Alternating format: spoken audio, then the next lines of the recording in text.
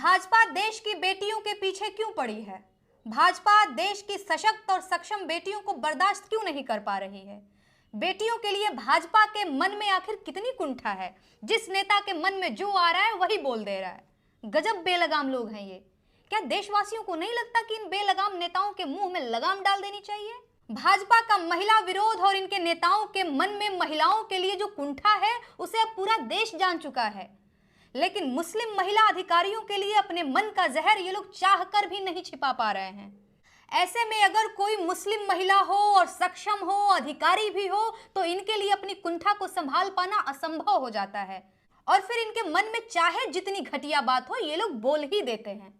भारतीय सेना की कर्नल सोफिया कुरैशी को आतंकवादियों की बहन कहने वाले विजय शाह की बातें देश भूल भी नहीं पाया था कि भाजपा के एमएलसी एन रवि कुमार ने एक बार फिर से देश का माहौल गंदा कर दिया है। भाजपा के नेताजी ने आईएएस अधिकारी फौजिया तरन्नुम के बारे में कहा है कि मुझे नहीं पता जिला कलेक्टर पाकिस्तान से आई हैं या यहाँ की आईएएस अधिकारी हैं। मैं बुरी तरह कंफ्यूज हूं कि ये लोग किस तरह के नेता हैं और ये किस तरह की पार्टी है। अपने ही देश के नागरिकों को उनके धर्म के आधार पर आतंकवादी और दुश्मन देश का नागरिक बताने वाले नेता देश को कमजोर कर रहे हैं, खोखला कर रहे हैं। और उससे भी महान आश्चर्य यह है कि यह सब राष्ट्रवाद के नाम पर हो रहा है। भाजपा अब तक देश की सेना का मनोबल कमजोर कर रही थी, लेकिन अब ब्यूरोक्रेसी के पीछे भी पड़ गई है। आपको मैं बता दूं कि देश इस वक्त सेना की बदौलत सुरक्षित है और ब्यूरोक्रेसी की बदौलत चल रहा है। ये दोनों देश के आयरन पिलर हैं और भाजपा के नेता इन दोनों आयरन पिलर्स को कमजोर कर रहे हैं। ये लोग सांप्रदायिकता और नफरत की छेनी हथौड़ी लेकर इन पर लगातार चोट कर रहे हैं और इनकी मक्कारी और धूर्तता का आलम यह है कि ये लोग अखंड भारत की भी बात करते जा रहे हैं।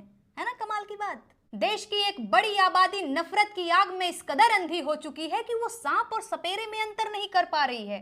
दवा के नाम पर जहर बांटा जा रहा है, राष्ट्रवाद के नाम पर देश को बहुसंख्यकवाद की तरफ धकेला जा रहा है और नारा अखंड भारत का लगाया जा रहा है। गजब। मैं जानती हूं कि इस वक्त मैं अंधों के शहर में आईना बेचने आई हूं और नफरत फैलाने वालों के निशाने पर हूं, लेकिन आप लोग ये जान लीजिए कि देश में लगी इस आग को बुझाना इस वक्त सबसे बड़ी देशभक्ति है।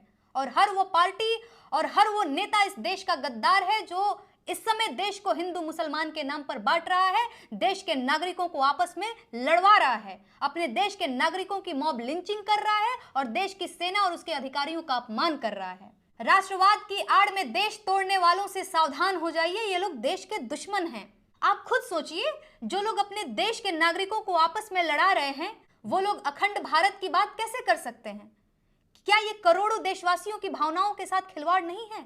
सच ये है कि अगर कर्नल सोफिया कुरैशी को आतंकवादियों की बहन कहने वाला भाजपा का नेता विजय शाह इस वक्त जेल में होता तो आज भाजपा के नेता एन रवि कुमार की आईएएस फौजिया तरन्नुम को पाकिस्तानी कहने की हिम्मत नहीं हुई होती।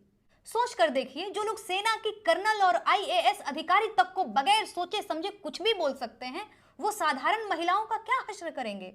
इसी दिन के लिए आपने भाजपा को वोट दिया था? आपको यही भारत चाहिए था क्या? देश की बेटियां देश का सम्मान है और कोई माई का लाल उनको अपमानित नहीं कर सकता, फिर वो चाहे कोई भाजपा का नेता हो या खुद चौकीदार ही क्यों ना।